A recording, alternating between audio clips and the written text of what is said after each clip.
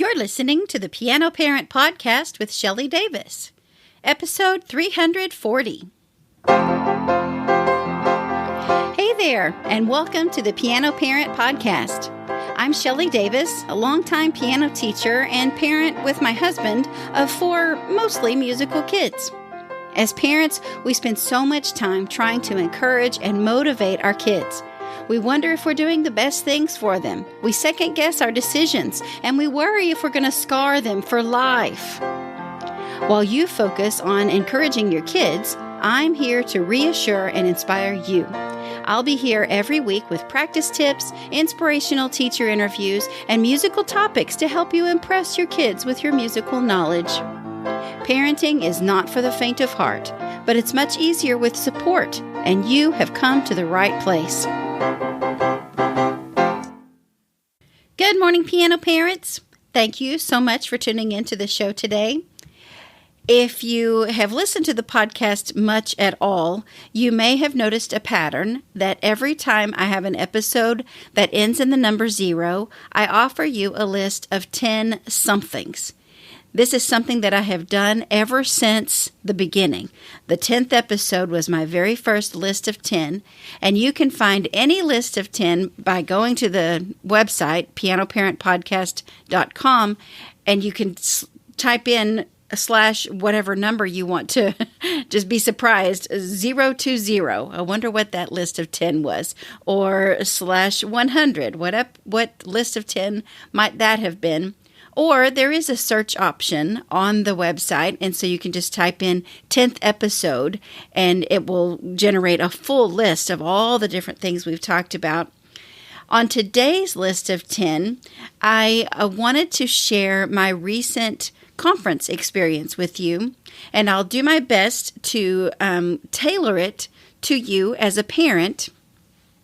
Other than a keyboard conference that I went to in Chicago a few years ago, I have never attended our National Music Teachers Conference or any of the surrounding state conferences.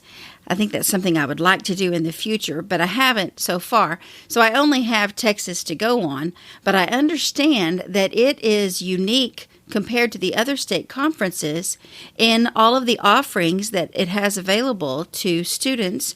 And there are even sessions occasionally for parents to come and listen and get ideas of how to help their children with their music studies. We have activities for students to participate in with our ensemble program, and there are some convention projects that are on display, kind of like a science fair project, but it's interesting for students to present those projects, have them out on display, and then other students can come along and read them. What I decided to do today for my list of 10 somethings is to just kind of give you a play-by-play of some of my observations from the conference and things that I think you would enjoy hearing as a parent. I'm calling this 10 takeaways for piano parents from my recent conference.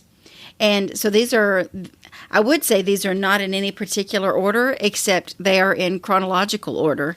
I have a journal and I keep notes from year to year of all of the different sessions that I attend. And so I just went through my journal and picked out 10 things that I wanted to highlight that I think would be helpful to you. So we'll just jump right in. The first thing, the very first session that I attended was presented by my friend Cameron Dennis. He's been on the podcast before in episode 208 and 275, where he's talked about his own experience as a music student, but then also his interest in technology and computer programming and how those two worlds are coming together for a wonderful resource for teachers and for students. His session was talking about a new ear trainer program that he has online. And I think it's still in the development stages, but I went to his website, liontheory.com, and he has a free resource to help students work on ear training.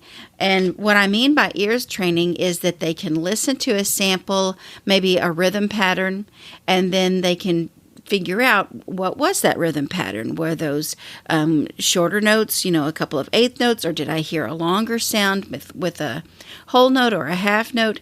And then there's a way for students to input their answers and click an option and see if they're correct or not. And that's completely free. And I've linked that in the show notes for you. I think it's very valuable, and Cameron Dennis agrees that it's very valuable for students to develop their ear, to be able to recognize sounds and then be able to duplicate those sounds on the piano. Learning to play an instrument, learning to play the piano, is not only reading what's in front of you, but it's also listening to what you hear. And is the sound that you made on the piano, does that match what you see? Ear training is extremely important, and I'm very grateful to Cameron Dennis for the work that he's doing to make ear training something that's accessible to students in between their lessons. I can help my students with some ear training during the lesson, but boy, there's so much to cover. And so as a parent, if you can help your child develop their ear in between lessons, Cameron has this free resource for you, and it's going to be a big help to your student and to your teacher if you can facilitate some of that at home. After I went to Cameron's session, then I went to our opening general session of the conference, and we had our keynote speaker was Dr. Jane Chu. And Dr. Chu was the former chair of the National Endowment of the Arts from 2014 to 2018. She actually gave maybe the keynote or one of the other addresses at that conference that I went to in Chicago years ago. That was in 2015. So she was chairing the National Endowment for the Arts then. And I'll link up their website, the National Endowment of the Arts, because I think that all by itself is an excellent resource for families to be able to explore on their own. And when I think arts, of course, my mind goes straight to music, but you know that arts includes all types of creativity, whether it's painting or sculpture or actually making things with your hands.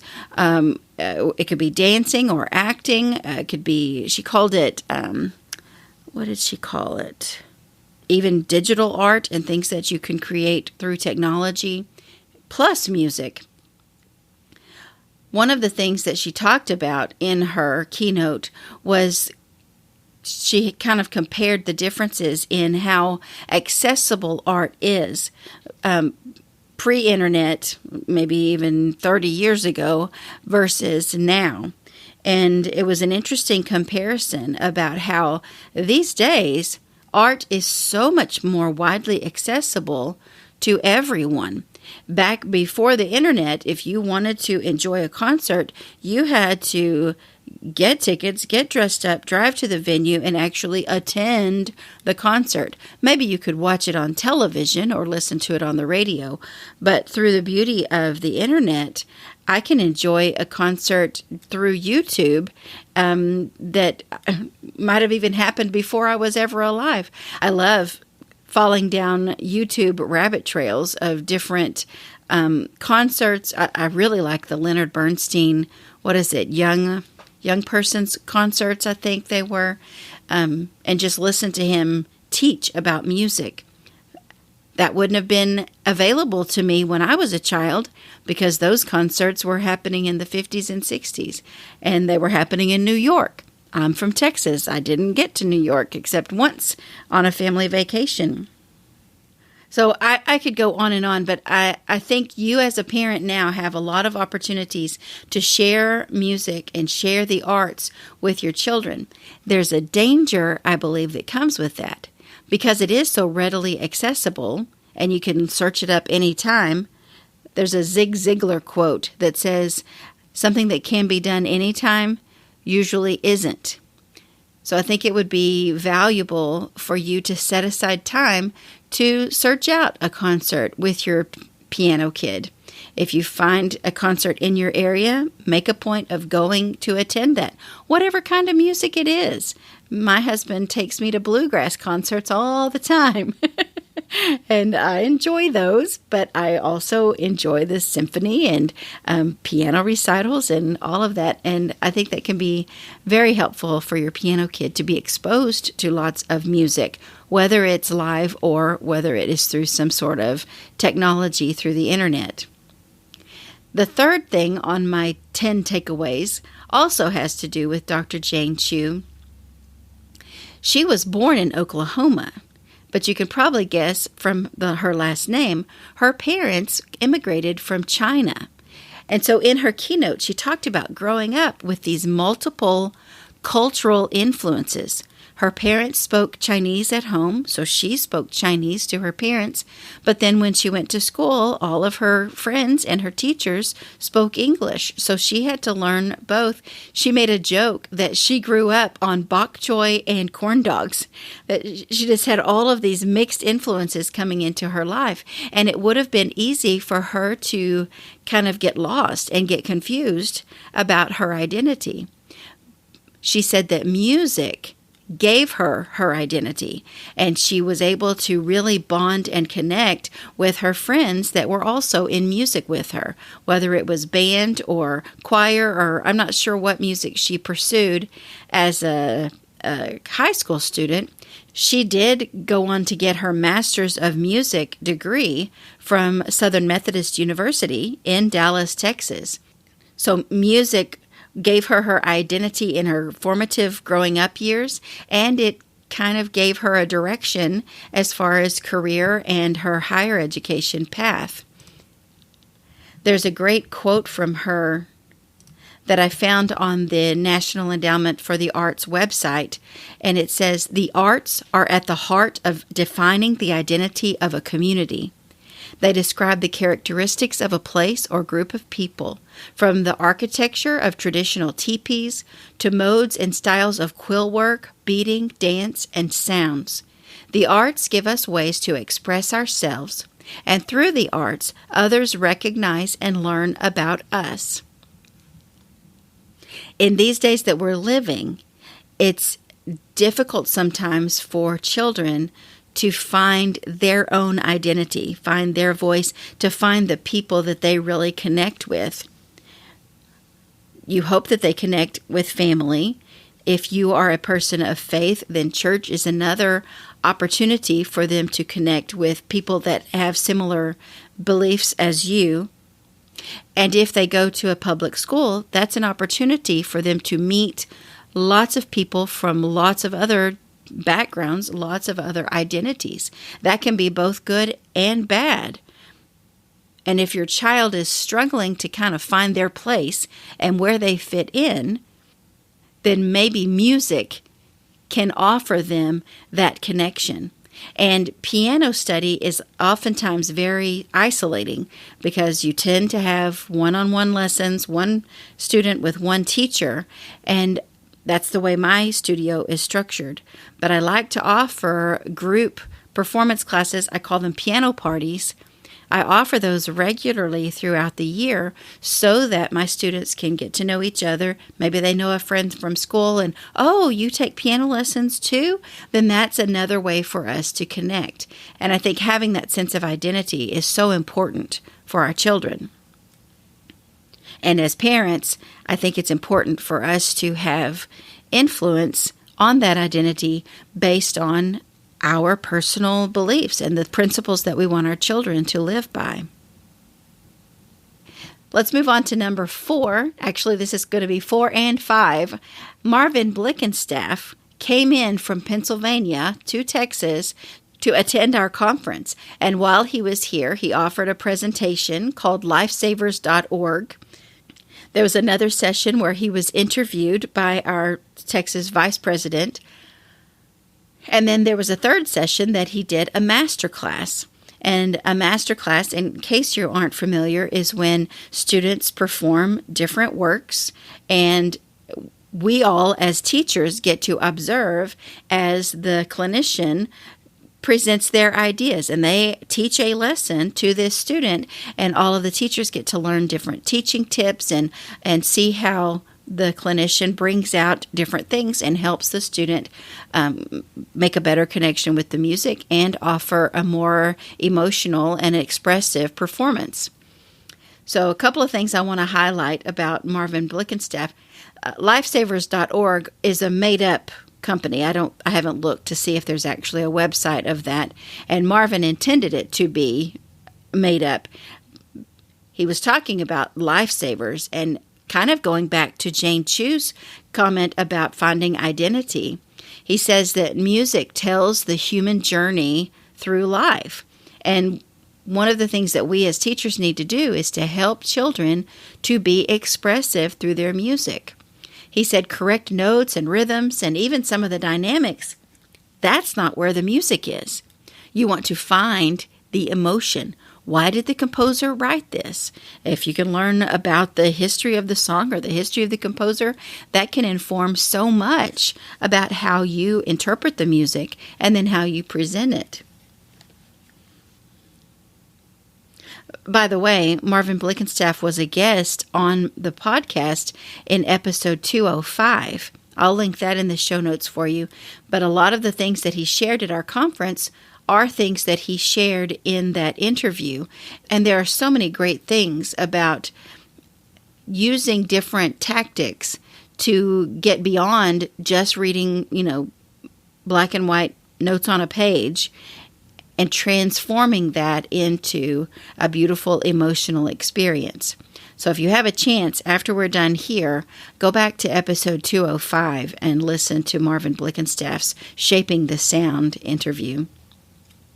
Number 5, Marvin also talked about the special relationship between the teacher and the student. In fact, he said at one point, I think he was quoting Francis Clark, he said that we teach the child, then we teach music, then we teach the piano. That the order needs to be child first. We build a relationship, we get to know this child, and we find out the things that they're interested in. And then from there, we can introduce them to different musical elements. Steady beat, finding correct notes, and listening to sounds, and ear training, and all of those wonderful things. And then we apply that specifically to the piano. I am a piano teacher. You get to know your own child. You find out what interests them. Right now, hopefully for a long time, they're interested in piano. And you are a conscientious parent who wants to learn everything you can to be able to help your child have the most success as they are learning to play the piano. And so you want to find a teacher that is also going to get to know your child and be interested in what they're interested in and meet them where they are, but then help them to grow into musicians and grow into young adults as they mature. The teacher that you choose to have in your child's life has a rare opportunity of a lot of times having one-on-one, undivided attention between that adult and your child for 30 minutes or an hour, whatever the duration of your piano lessons are. That is a gift to your child to have another loving adult speaking into them and affirming them. That was another thing Marvin talked about, was how vital it is to affirm the child. He said in his lessons, he might say something to his students like, I look forward to your lesson every week, or thank you for the work you did on that section. He doesn't just give them platitudes and say, oh yeah, good job, or you're awesome, or, over the top, unrealistic, generic comments. He was very intentional about how he affirms each of his students. A couple more things that Marvin mentioned in one of his sessions. He talked about watching a documentary about the Texas Boys Choir, and I would love to see if I can find this documentary online somewhere.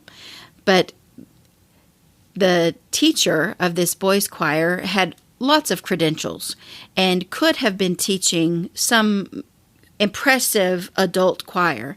And so the interviewee asked the director of this boys' choir, why Are you working with these boys? As they grow up, as their voices change, they have to leave your choir. You're constantly starting with new voices, new students, new choir members. You're always having to train these people. Why didn't you choose to work with adults that you could work with the same people year after year after year? And the choir director said, by the time they're adults, their slate may be too full for music. While they're young, and they're learning their identity, they're finding their own interest, I hope to introduce music to them, to give them, to write that on their slate. If you imagine that a child is a blank canvas and you only have so much room and so many things that you can paint on their canvas, if that becomes full with all kinds of other activities, there might not be room for music later on when they grow up. So I love that you are giving your young child the opportunity to be exposed and introduced to music at this young age. I hope that it's something that will really connect with them and they will carry with them on their slate, on their blank canvas as they grow up. One last thing about Marvin. When he interviewed with me back in episode 205, that was about 3 years ago, he had just celebrated his 85th birthday. He attended our conference a couple of weeks ago, having recently celebrated his 88th birthday. He is still teaching 5 days a week. He still practices every day. He has plans to present a recital, a solo recital, to celebrate his 90th birthday. He said his friends told him, "You'll know when to retire. You'll just kind of have that feeling, or you'll just kind of know." And he said, "I haven't had that feeling yet, so I guess I'm not going to retire." So great. I love Marvin Blickenstaff. Another session that I went to was presented by an Australian educator. It was wonderful to have him come all the way to Texas to present.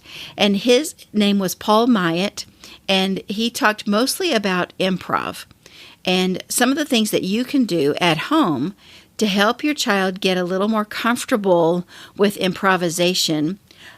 First of all, would be to introduce call and response activities. So maybe you do something, maybe you clap a pattern, 1, 2, 3, and 4, and then you have your child copy that back to you. That's something that I do with my classes at the daycare that I teach. We do some call and response songs. I'll have them listen while I sing something, and then they sing it back to me. So they don't have to come up with something brand new.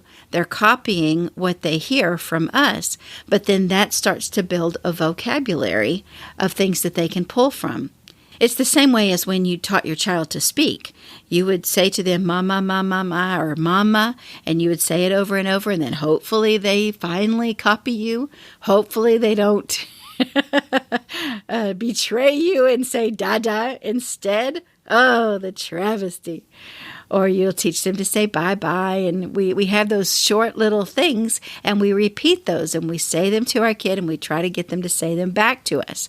It's the same way with music education. Another thing that Paul Myatt did was converting the spoken word into rhythm. Whenever someone says, "Oh, I can't improvise. I don't know how to do improv." We all do improv every day when we have conversations. When you call someone up on the phone, you may have an outline of why you're calling them, but the conversation itself is improvised. And you and the person you call, you kind of go back and forth with each other of call and response. They say something, you say something back, but you don't have your entire conversation scripted. It's improvised. After call and response, another way to try to help your piano kid do a little bit of improvisation would be to think of their favorite Italian food. And Paul, in this session, he had several people that were kind of the demonstrators, volunteers, and he would go down the line. What's your favorite Italian food? And someone said spaghetti. Someone else said hot lasagna. And whatever other responses they had. And then he said, how would you say that rhythmically? Spaghetti. So they emphasized, somebody else might say spaghetti. and emphasize it a little bit differently. Hot lasagna, hot lasagna, hot lasagna. You could say it different ways and then translate that into a rhythm pattern. And I thought that was a fun way to help students get a little more confidence with improvising and kind of making things up. You give them a palette of options, and then they can use those different options as they choose. We're up to number 7, kind of loosely. I'm still talking about Paul Myatt, though. His session was just a rapid fire, boom, boom, boom, boom, boom. So much wonderful information. I would love to find some of his teachings on YouTube if I could, just because I don't think I soaked everything up that he shared. Kind of in passing, he made just a quick comment about the 4 pillars of learning. And I wasn't familiar with this, so it's something that I would like to explore more and maybe devote a full episode on this idea. But he just real quickly said, oh, you all know the 4 pillars of learning are attention, movement, brain focus, and repetition. And with brain focus, he kind of added prediction. And so I'm not going to do a deep dive on that right now. This episode is kind of getting longer and longer as I go. But basically, to teach someone anything, for someone to learn something, you need to have their attention, right? Another way to include that attention, include that information, is to involve movement. The idea of clapping your hands and doing that call and response. They have to listen to know what your call is. They have to move to be able to do the response. And then, as far as I understand right now, before I dig in to do much research, the brain focus and prediction has to do with them noticing if there's an error. And if they did a call, you did a call, they did a response, but something didn't match, then they're really learning. They're really paying attention to notice if they've done that correctly. And then the final pillar, the last thing, is repetition. And he mentioned using clever repetition so that you keep that attention. If you're just mindlessly repeating, then I don't know how much actual learning is going on. It's just like a parrot repeating whatever you would say. So anyway, that's something that I think I found very interesting, and I would like to explore that a little bit more. The 8th thing that I wanted to share with you from our concerts are some of the student activities that my students were involved in. We take groups of students to play ensemble music together. There are 15 grand pianos on this stage, and if you play a duet, you could have 2 students at each piano. You could have 30 kids playing the same song. So it's a team activity. But it starts with individual piano playing. It's always fun to watch the process where I give a piano student their music, and I have to tell them, you're only playing half of the song. You're either playing the primo or the secondo, and some of the parts of the music may sound like it's left out because we have to take turns and let the other part have an opportunity to have the melody. And then they learn their music, and then the first time we get together as a team to have our group rehearsal, usually it's a train wreck. And I tell my students, don't panic. It's going to be a little bit crazy because we've all been practicing at our own tempo, and solo pianists don't have the opportunity to watch a director and to actually look up and listen to other people playing at the same time to make sure we all stay together. So after they get over that train wreck and then we have a few more practices together, they're more acquainted with the music. They start listening to other cues from the other piano players, and they start watching their director, and it comes together. It's a really fun activity that teaches our students so much. And we get to dress up in costumes or T-shirts that match. And anyway, there's all of that that's fun.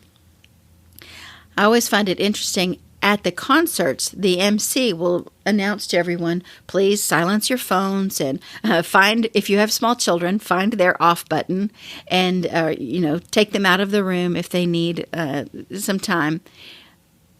But the night that our ensemble groups performed, there came through a loud, massive thunderstorm.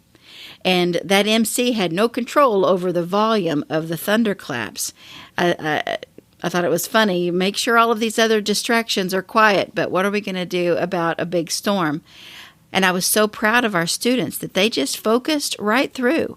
They were able to play and follow their director, and I'm sure they heard the thunder, but they were able to filter that out and keep their focus on the task at hand, and they performed beautifully. Now, I don't know if you have the opportunity with your child for them to get involved in some sort of ensemble. I hope your teacher makes that available to them some way, somehow. Maybe they can do a duet with another student, even if it is just them and one other student, a duet partner. There is a lot of value in learning to listen to the other person and count and stay together. So I hope that that's something your piano kid can take advantage of. The 9th thing on my list, another session that I enjoyed, was presented by Jason Mincy, and he's actually a classroom teacher, choir director. He's not an independent private teacher as far as I can tell, but he taught the value of feeling the steady beat and the subdivisions of the beat. That's kind of a carryover of what I was referring to with playing a duet with a partner, and you have to keep a steady beat so that you both can predict and know when to play the next note and counting together. It also kind of spills over from the call and response stuff that Paul Mayette was talking about. Jason came at it from a different angle by sharing some hand clapping games. Some things that he does in his class where you have to feel the beat because you have to know when to clap the different parts or else the whole thing crumbles and falls apart. I videoed a short portion of his presentation, and I'll do my best to share that on the show notes with you. But it's something that I've been doing with my own students. And as I have done this with my students, I'm recognizing that a lot of their counting problems when they're not playing the rhythm correctly in their music is because they have not established their own internal steady beat. They don't feel a steady pulse. And so when they try to play different rhythm patterns, they don't have a foundation for the rhythms to land on. Having a good, steady pulse, and while I'm talking, I'm pounding my hands together. Having a good, steady pulse helps the rhythm. It gives the rhythm a place to land. And I think that's something valuable that you can do at home with your piano kid, whether it's their actual assigned music that their teacher has given them or not. Listen to some music on the radio. Pull up a favorite artist on YouTube or Spotify, and then just tap your feet to the beat. Have them feel that pulse. You can have your own dance-off at home, but to be able to dance, you've got to feel the beat. I think that would be a huge thing that you could do with your piano kid at home. Okay, so number 10, just a few quick comments to kind of bring this all to a close. It's always wonderful at the conference to meet up with, my local friends, my local teachers. Some of us travel together, some of us room together. We definitely have dinner and things like that together. But because we've gone to these conferences for so many years, we've made friends from across the state. And Texas is a big place, so I don't usually get to connect with teachers from Houston or El Paso or San Antonio. But when we all come together in one place, it's so gratifying. It's so energizing to me as a teacher. Attending the different sessions gave me new teaching strategies that I'm already implementing with my students. It introduced me to new music. I met new friends, some of them that I plan to bring on to the podcast as guests, so you get to meet them too. And I'm telling you all this to encourage you, if your piano teacher has the opportunity to go to some sort of professional development, whether it is a state music teachers conference or it is some other lecture or workshop, encourage them to do that. Too often, your piano teacher is nervous. They're scared to take off because they don't want to miss a lesson with your kid, and they don't want to, seem irresponsible, or they just don't want to take that personal time for themselves. But anything that your piano teacher does by way of professional development, getting out of their studio, interacting with other teachers, learning from other teachers, that is going to have a direct result, a direct positive impact on your piano kid.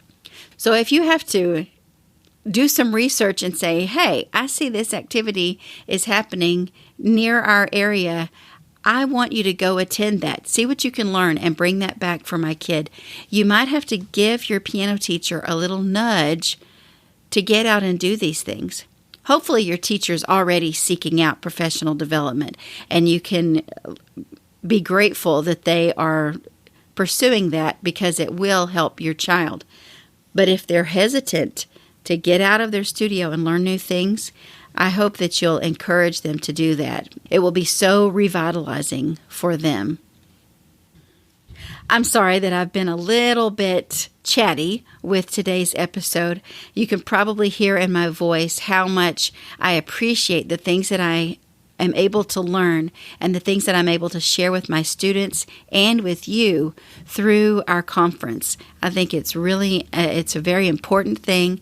It's so interesting to learn new things from other people, and I just really appreciate it so much. And I hope that this has been helpful to you, that you've been able to find a couple of nuggets and things that you can do at home to help your piano kid. Thank you so much for tuning in. Next week, we're going to be back to our short form summer episodes, so you'll get to hear another parenting do-over next week and for the rest of July. Thanks so much for tuning in, and I will see you next week. And that's the end of today's episode. Thank you so much for hanging around all the way to the end. If you haven't done so already, this would be a great time for you to hit the subscribe button. If you're listening through Spotify or Apple Podcasts or whatever your favorite podcast player is, hit subscribe so you will be the first to receive next week's episode. I would love to connect with you. You can find me on Facebook and Instagram at Piano Parent Podcast, and you could just email me, Shelley at pianoparentpodcast.com.